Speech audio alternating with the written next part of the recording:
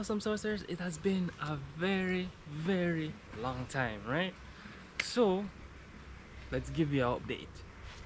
Let's go. So awesome sorcerers, gentle folks, what you're looking at here is the backyard apiary. Definitely seeing a few changes. You might be seeing different color boxes and so forth, and probably a few more hives than you've seen in the past few videos that I did, right? It's been a very long time. What we've been working on is just setting up a few other locations and new apiaries, you know, to produce more honey, different flavor honey, pretty much for our customers. Yeah, so this is the home base, you know. So home base is pretty much stabilized. As I told you, we run a very self-sufficient kind of mechanism here, where we have our production hives, we have our queen rearing going on, and then we have like reserve hives on the side here and to the corner here. You know, sometimes we might change the reserve hives in production hives, like this green and this pink one here. We're gonna run them as production hives, but that's typically how we do it. You know, we have our production hives, we try to ensure that young vibrant queens are in them, and then we have our reserve hive, which are pretty much hives that have young queens coming up, or it could be swarm queens that we caught and we have them under observation, you know, just to see how they progress. And then we have our queen castles, where we always put in new queen cells in there for them to go out and get mated, so we can observe if there are potential to move to the reserve or production hive and so forth, right? So we're in the month of October now. I think it's about the 19th of October 2023. Usually this time of year we get a fall flow. Mostly the ackee trees tend to bloom this time of year. We kind of utilize it in my home base as a build-up mechanism. You know, I don't think we're gonna really get much honey from it. It could be potential, we could potentially get honey, but it all depends on how the ackee trees bloom. You know, they are really unpredictable in terms of their bloom, and if it's not like a full bloom of the tree, we might not get much honey. We might just get enough for the bees to really build up and grow, right? And it moves on into November, December until next spring. So because I have the records, because I always keep records of when things typically bloom, so I know things bloom in October, you know, late September, October. That's when the ackee trees typically bloom, you know, depending on how the weather is and climate. You know, it really affects how the trees bloom. So kind of have a preparation mechanism where I try to get things ready at least a month in advance, or month and a half in advance. Was a little bit late in terms of the preparation, so but we try to get everything organized in September, like early September, the latest. So what we did in September is we went through all of these colonies, every single one of them. I think we're at production hives, I think about 26, 28, 26 production hives here. And what we did was to go through them, look on how wide their brood section in the colony is, you know. So if their colonies had like 6, 5, 7, 8, any amount of brood, that frames, like they're using it, the queen is using it to lay, they're actually brood in it, we left those frames in the colony. If we saw any frame that had minimal stores, the bees weren't really storing, putting any eggs or larvae or food stores in it, those frames, we took them out and basically leave it out in the apiary, let the bees clean out any residual nectar and so forth, just to reduce the bees space capacity, you know, what they're utilizing. Why we did that is because we wanted to go through the hives and try to give them a little supplementary feed. So we went through, we gave them some pollen substitute, which we made with natural pollen and honey, and then what we did after that was to actually feed them some sugar syrup. So we gave them, I think everybody got like half gallon of light sugar syrup, just to put some pep in their step so they can start initiate building up, you know. So once we reduced the space, took out the unused frame, the frames what we wanted them to do was to compact where they're storing their food, you know, so fill in their nectar arches before they fill in the frames at the end. That's kind of what we wanted. So by reducing the space, we give them limited space for them to store stuff, so they utilize what they have and condense the storage area around the brood. So that was the objective, right? Before, that's what we were trying to do before October started. So we did that probably the last week in August. We did some of them. We did the later batch in early September, and then we gave them the pollen substitute. Most of them consumed it down pretty much within a couple days, and that helped us, you know.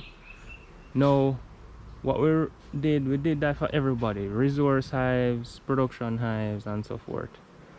So once we reduced that, what we did next is we gave them a second feed about the second week in September. Get everybody filled in and just check on everybody who is needing the food, you know. But the crucial thing is, before we started the feed, we actually switched out all of the queens, you know. So majority of the queens, as I said, 95% of them, they have new queens in them. So we emptied out pretty much every compartment in the queen castles. So pretty much every one of the queen castles right here were emptied out, you know. We took out the queens that we were saving back for this process, and pretty much any queen or colony that we saw where they weren't progressing well, that didn't show progress last or early of this season, you know, we say, okay, these queens aren't ideal for operation. They weren't storing, they weren't capping honey, and they were eating out their honey too fast. Those kind of traits, we don't want it in our apiary. So those queens were sadly culled, and we replaced them with younger, vibrant queen that showed signs and came from a mother that we liked and showed the traits and tendencies we wanted, you know. So it's really a lucky 21. Most of these queens might not progress how we want them to, but it's a chance you have to take. The good thing is they're young queens that are not even 6 months old, you know. They're probably about 3 months, because most of these queens that are in there were made during probably March, April, not actually, yeah, about April, May, June, that time period. So they're very young queens. So what they're doing now is actually getting into their stride, you know. So they're actually getting older, they're understanding the build-up process, and they'll start to lay really well, you know. And that's a good thing. Once they're in the queen castles, we're able to see them actually build up and kind of understand their growth rate and growth potential. So that's a good thing when we have that mechanism in place before they actually go to a production hive. So only the best of the best went to the production hives, essentially. Yep. So once we did that, we saw where the ackee trees were gonna bloom in the first week of October thereabout. So what we did then was to now drop in like a single foundation sheet between two brood frames. So the foundation sheet would have like 2 brood frames on either side, basically. And with the ackee, the thing is with foundation sheets, you want to give foundation sheets to them when you know something natural, the nectar naturally is coming from the environment. They tend to build foundation sheets better then. If you want them to build foundation sheet and you're feeding them, you're gonna have to use a lot of sugar syrup for them to even think about it. But when things are coming in naturally, they build sheets, foundation sheets, wax foundation sheets very quickly. So we were fortunate enough to just use the ackee flow that happened to our advantage. So we gave all of them foundation sheets. Some that were larger than some or growing faster than some, they progressed well. As you can see, some of them actually have a super, you know. So like this one here, a few in the back and over to that side have a super, you know. Those progressed well. They were already kind of stronger than some of the hives in the apiary already. So once we gave them a sheet of foundation, they built it out pretty well. Some of them were building burr comb, a little burr comb on the top, You know, that showed sign that they needed the space in the flow. But if the burr comb kind of started on the tail end of the Aki flow kind of stopping, but we still gave them the super nonetheless, you know, because once you can give them the space, they'll move up. There's no queen excluder as well, so we didn't want to limit the queen. If the queen wants to move up in this early stage and lay, that's fine. The purpose is just to give them the space so they don't even think about swarming, and they can utilize the space to put any excess nectar that they're finding, so they don't backfill the brood space. That's kind of the purpose of the supers, yeah. So what you're seeing now is all of these colonies are in a build-up phase. A lot of pollen is coming in now. So once we had a few days of rain and so forth in the past couple weeks, not rain that would really cause them to eat out their food resources rapidly and so forth. You know, it might be rain in the night, rain in the late afternoon. So the bees are able to actually find food like during the day, you know. But then when night comes, rainfall might be a little bit colder, but it didn't seem to really stop them. They were finding little trickles of nectar because that rain brought about the shrubs, the little shrubs and so forth, blooming, you know. So when all the little shrubs are blooming, we definitely see the growth rate in the bees kind of pick up. You know, it might not be substantial where we can get a lot of storage of honey and stuff from that kind of scenario, but it does help the bees to build up. Pollen is the next thing that comes in a lot, you know. All the little like the small little Spanish needle and little shrubs and bushes, they bloom around this time. Like anytime rainfall, like 2 weeks after, you'll see these little shrubs starting to push out their blooms and so forth. So that's a good sign. We can even smell it, you know, when the pollen is kind of fermenting and stuff.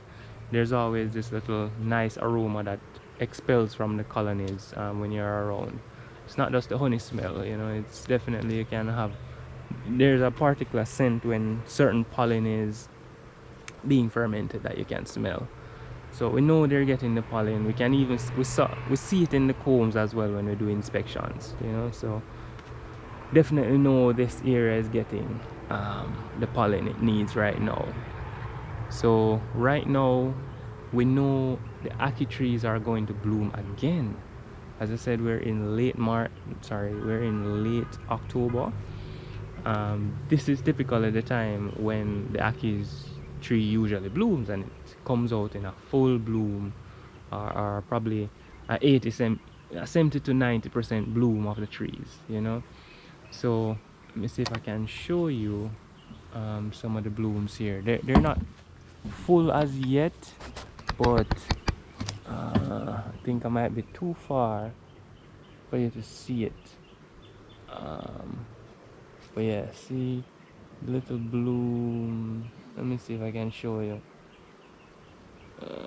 right there. So some of the ackee trees have the blooms, but they're not gonna open yet. I kind of know, I have a little timing on them based on experience. So we know they're not gonna open probably until next week. We're what, Thursday? So they're not gonna open probably next week, Wednesday probably, you know, potentially, because they're just growing out now. So by next week we know the bees will be getting a lot of nectar again. So what we want to do is make sure we go in the hive, just check if there's anybody building any burr comb, that we still have the empty spaces in the colony, you know, just waiting for something to start bloom, and then we'll fill those spaces with a foundation sheet. Well, we'll do the same strategy, put the foundation sheet between two brood frames on either side, you know, and that we find when we do that, the bees will build it out quite fast when something naturally is coming in. So that's kind of, we don't necessarily gonna put in the sheet today. If we do see hives that have that look, then we'll give them the sheet. But if there's none that's really building up or building the sheets that they have already, then we'll leave them alone for now. But I don't think we're gonna go into any other hives that have their supers just yet. We might pop in a few just in case. This one we're gonna pop into a few into for sure, because I know it was probably the strongest hive. Reason why is it never got a new queen during these past weeks. It got the new queen earlier in the year, so I think this got requeened about, I think, May, June, because that colony had failed sometime earlier in the year. So we know that queen was already there building up on its own without us feeding it or doing anything. So we know it was already strong. So it had to get the super, and basically we have to make sure we monitor it now, because as we said, pollen is coming in. Usually when hives are strong and pollen is coming in, they'll think about swarming. So we just need to double check, make sure that you're not thinking about swarming, and we're good to go there. But everybody else that you see doesn't have a super, I think most of them don't have a full 10 frame yet. They might need a 1 frame extra or 2 frames, based on what I recall. Yeah, so that's the goal this morning, just to pop the lid and check what they've done with the sheet they were previously given, and then we move on from there. For most of the reserve hives, they're doing okay, you know. What we'll probably do is give them a sheet of foundation, even though some of them we might be utilizing them in the other location, so they might be moved out of this apiary. So we have a few. These two are actually swarm queens on the observation, and I think that one as well. So all of the three small nukes here, observation hives. Sorry, not observation, reserve hives. The big one here, I'm almost sure it should be able to get a super soon, because it's very strong. The queen in there is laying very well. I'm a little bit skeptical with it, because I think the past few times when I went in there, they were a little bit too aggressive for my preference. So I'm not sure yet what I'm gonna do with that colony, if I'm gonna just break it down and utilize the brood frame for something else, because I try to reduce having queens that produce overly aggressive tendencies in the apiary, you know, the backyard. Remember that, guys, backyard apiary. So try to make sure that the bees here are very calm or less aggressive as possible. All right, so we're gonna give you a glimpse of this hive here.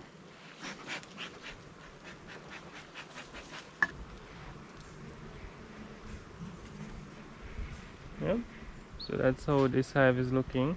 You can see they have a lot of bees in the top section here. So usually when you see this, you know, probably if you realize this is missing 2 frames. So if we see this, we can almost assume that it can use 2 more frames, you know.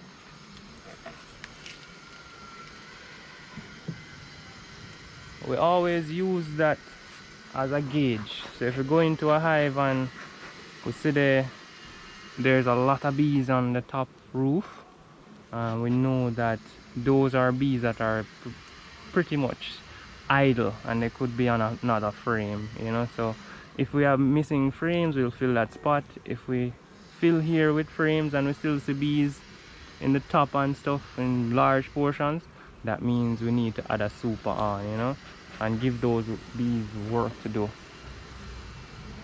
So just looking at it here, as we said, we swapped out most of the queens. So this is one that got a queen replacement. Usually when we're doing the queen replacement, we would take the 3 frames from the mating castle, and then the colony that was originally here, we took out any cap brood frames or major brood frames from it and give it to this colony to supplement it and let it grow, right? So that's pretty much what we did. We did, however, give it a foundation sheet. So this one here is a foundation sheet. This, however, got, if I recall correctly, got the foundation sheet on the tail end of the Akiflow. Usually that would have been kind of too late. You wouldn't necessarily see a lot of progress for the sheet then, just because the nectar would be falling off pretty much. But the reason why it got it so late is because this colony wasn't that strong enough to get the sheet to be of use of it, to make use of it pretty much. Alright, so as you can see, these colony aren't super aggressive, you know. That's what we're trying to have in our apiary, less aggressive bees.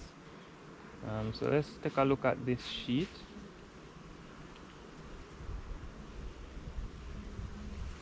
So they did start to build it out. The cell walls aren't extremely tall as yet for the queen to lay on that side, but this side the cell walls are tall enough, so this is pretty much ready for the queen to actually lay in, you know. It's just for her to reach this side and start dropping eggs in, and once the Aki starts blooming, she'll definitely start to lay more, pretty much. So this is a good sign. So this pretty much you can call it that this is fully built out, you know. So you see what I did there, the position of the foundation sheet. These two frames on this side were actually brood frames at the time, and these two were brood frames. So we tried to put it closer to like cap frame or that were going to hatch soon, and so those nurse bees, when they hatch and they eat food, they'll start to produce a lot of wax, and they tend to build out foundation sheets quicker. Always try to put it between two brood frames, you know.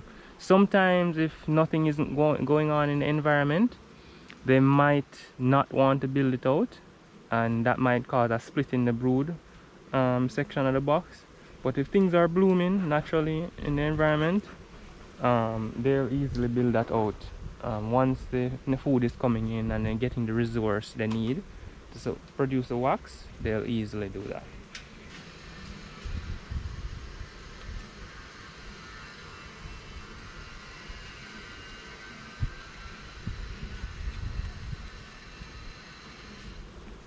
Alright, so just looking at this frame, you see we have a very large nectar arch up top there, and on this side, very large nectar arch, you know. So this was one of the frames we moved from the mating castle. The queen is actually on this frame and she was laying. She's right at the end of the hive tool, if you can. I don't know if you can see her. She was actually laying and we interrupted her. So we're gonna try and put her back in the colony. Make sure we don't squash her. Alright, so she's dangerously close to that side, so we're not gonna close off this just yet. We're gonna wait out a little while and take out another frame from another side and show you.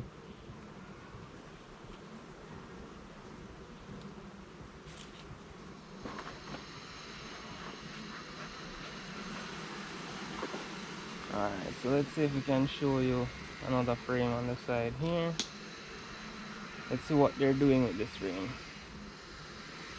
So all the way to this side, it's another brood frame, and as you can see, they've packed in quite a bit of nectar on this as well. So I know that I need to actually start dropping in the foundation sheets in this hive. Reason being, because the nectar arches are pretty much filled on basically majority of these frames, because if it's filled on this side, this frame out here is brood as well, yeah, as you can see, and all the nectar arches are filled with nectar, you know, so that's good. So what we'll do is probably the next sheet, foundation sheet, can go right here. This is where we'll probably put the next foundation sheet, because what will happen is this one out here, the queen will soon start to lay on this one, right? Because of how built out it is, she's on this frame already, so she probably will traverse going that way. I'm not sure which direction she's going now, but from basically looking at these comb here that we looked at, these are more capped, so probably she's progressing that way. So that's a good sign for us, you know. So we can drop in the sheet here So we know this colony will only need one more sheet or one more frame after that. And then once we see the ackee tree start to bloom, we'll then now come back and probably drop in another frame, another sheet over to that side, because this would have been laid into, the larvae would have been developing and probably soon to be capped off, while this one is probably waiting on the queen to lay. You know, and that's in a couple of days, like probably a week time, we'll come back onto this. And then once we drop in the other sheet of foundation, and it filled with the 10 frame, what we'll do is just drop the super on without the exclude at the same time, you know. So because by then, by a week time or a week and a half time, all of these cap brood are gonna hatch out and this colony is gonna get much stronger, so with population. So having the super on is a good idea, because the next, as I said, the next ackee flow is going to be a stronger one than the first. So they're gonna need the space to put the excess nectar that's coming in. The previous ackee flow that happened early in October, the nectar arches weren't filled in. Now they're filled in. So you have to kind of use your perspective on it. If the nectar arches weren't filled in before, and a nectar flow starts, what they'll do is pack in the nectar arches, right? Now that the nectar arches are filled and a flow is gonna start, if you don't give them somewhere to put the food, that nectar that's coming in, they're gonna build a lot of burr comb, they're gonna backfill the queen's laying space and all of that. So those little things, those little nuanced observations you have to make, and that's what I have done here. So looking at the nectar arches, I know they're filled in. Going to give them a foundation sheet which they'll use a little bit of the resource to build out, but they'll still need space to put the nectar while they're building out the foundation sheets. Yeah, so that's the crucial thing you need to keep in mind. While they're building out the sheets, they still need space to put the excess that's coming in, because it's not it's gonna stop and they're gonna stop and wait till the sheet is built out. No, they need the space. So without providing them the space, they'll probably backfill the queen space. They become honey bound, nectar bound, and even think about swarming in these early seasons, you know. So those are the nuances we have to be keen on. So this colony, definitely I'm gonna go for the foundation sheet, drop it in now, and then close it back up, and then probably next week we'll give it the other one, the last one, drop the super on. So that's kind of the observation we're trying to make now, just so we are prepared ahead of time before the nectar flow starts. Alright, so we dropped in the foundation sheet in that. So what we're gonna do is we're gonna rinse and repeat, do the same thing for all of the hives here, just to pop in and see the progress they've made. And anybody that we can give the sheet from early, we give them. If anybody don't need, we don't put it in there just yet. That's kind of the process we're going through. Alright, so this is a quick little update on our journey to honey, going into 2024. So as usual, guys, I just want to say thanks for tuning in. Your time was greatly appreciated. Just want to implore you to give the video a like, share with your friends, and definitely hit that subscription and notification bell so you can see when new videos come out. And peace out.